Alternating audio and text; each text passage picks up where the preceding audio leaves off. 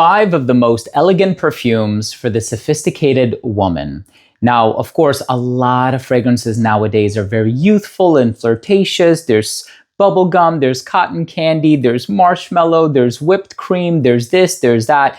So all of these are very sophisticated, very elegant, very elevated as well. You can wear them in a professional scenario. You can wear them to a wedding. You can wear them on an elegant evening when you're putting on a really nice dress, when you really want to dress to impress, when you want to give the best presentation possible. And a lot of these are kind of old school, not like 1950s, 1960s old school, but maybe 90s, early 2000s. And a lot of these have the longevity to them, not just in terms of their lasting power, but in terms of how much people still love them and how long they've been around.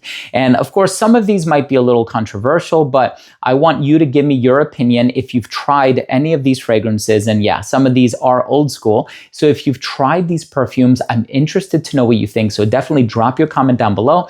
But before I dive into this video and I tell you about these 5 elegant perfumes for the sophisticated lady or the sophisticated woman, I do want to start things off by saying that if you're a fan of fragrance-related content, and of course, if you love smelling your best, hit subscribe, hit the bell, and give this video a thumbs up for the algorithm. It would really, really mean a lot to me. So with that being said, let's just go ahead and dive into the list. And I know a lot of these can be found discounted online. Some of these you can find in major department stores.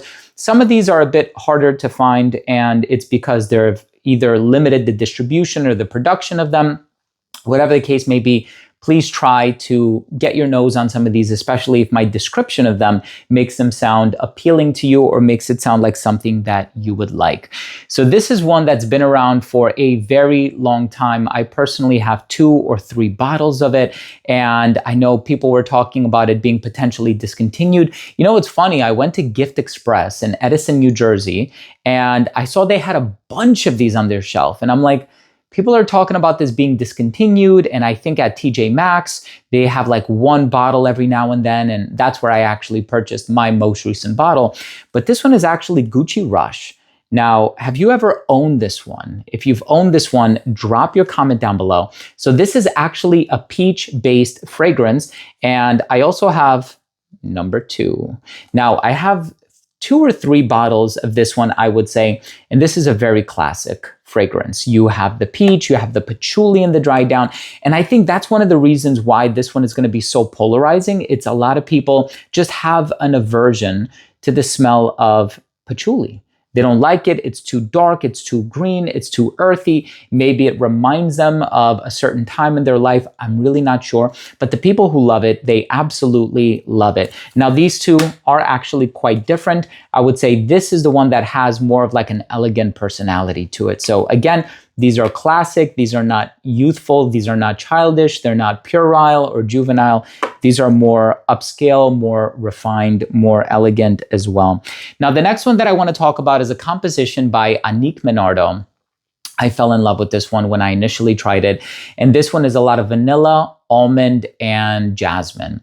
This one actually contains a molecule called heliotropin, which I think is going to be on the chopping block very soon. We're probably going to see it in the perfume industry for like another 5 years. And a lot of perfumers are actually petitioning to keep this molecule alive, right? They don't want it to get banned. They don't want it to get axed. But IFRA is being very stern about the discontinuation or the banning of this molecule because a very tiny, tiny, tiny fraction of the population is allergic to it. And unfortunately, this is used in almond-based fragrances. This is used in cherry-based fragrances, and it's heliotropin, and it's quite unfortunate. But if you're going to get a bottle of this perfume before it's going to be reformulated, like, do it now. And this one by Christian Dior is Hypnotic Poison. Again, I love Annick Menardo and everything she does, whether we're talking about, believe it or not, Armani Attitude or Cocorico by Jean Paul Gaultier, or even Bois d'Argent by Christian Dior. So she's done a few for Dior. Now, the original Poison is a very sharp floral fragrance. I know a lot of people are not a fan of that. And then, of course, there's also Pure Poison, and there's so many flankers. But time and time again, the one that people keep going back to is Hypnotic Poison.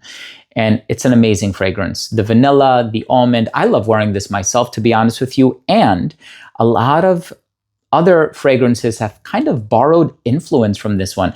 We know the narrative that, what is it, Pegasus by Parfum de Marly smells similar to this one. I totally agree. And then there's an Anicio Parfum fragrance called High Frequency that also smells quite similar to this one as well. All right, so the next one, we're talking about elegance, we're talking about elevation, we're talking about refinement, we're talking about sophistication. This one is actually old money. Right? So this is a great old money smelling fragrance, and it's composed by Dominique Ropion, who has done fragrances for Frederic Malle, and he's done Alien by Thierry Mugler, and he is one of the most accomplished master perfumers out there. And I had the pleasure of also working with him when I created Ray Spirits by Navitus Parfum, or when I creatively directed that one, and that one was co-created by Dominique Ropion and Julien Rasconnet, who has now shifted over and he's with CPL Aromas and he's kicking ass. Like, he's doing such an amazing job. But this is Kenzo Jungle. Now, this fragrance is very spicy. So you're going to get the caraway, you're going to get the licorice, you're going to get the clove, but then you also have that bed of vanilla in the dry down. So it's the vanilla that in many ways really saves this fragrance. Yeah, because if it weren't for that vanilla, the caraway, the clove, the cumin, whatever else is in here, the licorice, I can see this one being a little bit too harsh for a lot of people. But again, this one is not here to play games. This is a very rich and robust fragrance. Again, you don't see this everywhere anymore, but I love how it possesses this exotic personality. And it almost reminds me of a time in perfumery where brands were really not afraid to take risks. And I'm talking about the designer brands. I actually have the newest Kenzo for the gentleman. Or is it unisex? I don't know. It's called Low Pure. Again, very fresh, citrusy, inviting, easygoing, aquatic. But even the presentation itself is quite simple. And so, like, look at that. It reminds me of a Calvin Klein presentation from back in the day. But the truth of the matter is that a lot of perfumes are playing it quite safe nowadays. This one was anything but. So the next fragrance, I think there's jasmine, there's also almond in this one as well, but this one is very rich. This one is more on the ambery side of things. And so it's not going to be as velvety and as sweet as Hypnotic Poison. This is going to be more balsamic, very rich, very ambery, very resinous. And by Yves Saint Laurent, this one is called Cinema.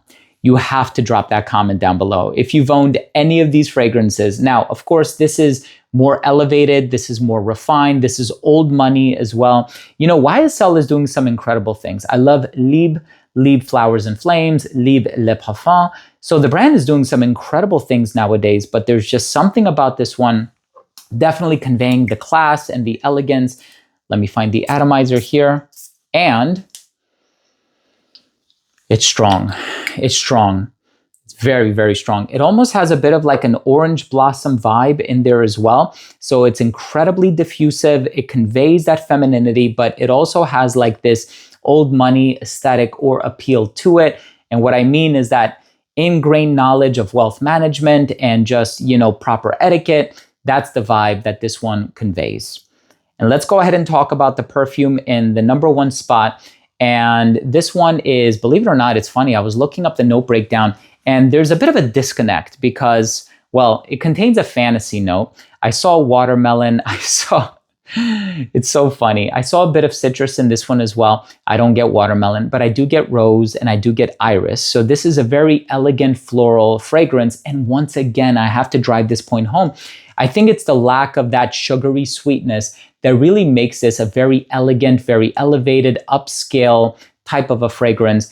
And I think when somebody gets their nose on this one, I'm sure a lot of ladies already own this one. If you're watching this video, chances are you have this somewhere in your bedroom or somewhere on your cupboard or whatever. Drop your comment down below if you own any of these, by the way.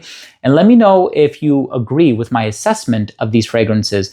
But yeah, this next one, 100% is very elegant, it's very well put together, it's great for a formal scenario, and all of these are really quite formal as well, but I think it's going to be dependent on your personality. If you want to smell a bit more gothic and mysterious, you go with this one. If you want to smell a bit more exotic, you go with this one. If you want to smell a bit maybe more old school, you go with this one. And then, of course, this one is very elegant and dressed up, but the one in the number one spot, it's very feminine, it's very ethereal, it's so easy to wear.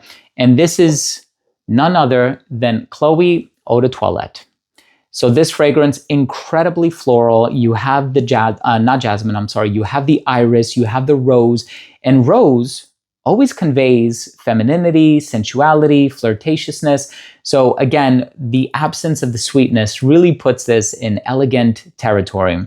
So if you're looking for something that conveys elegance, conveys poise and refinement and just professionalism overall, this one, Chloe Eau de Toilette, I would definitely recommend you check this one out. And I have sampled pretty much all of them. And this one has the endurance. This one, people still talk about it. And I always get requests, mostly on TikTok though.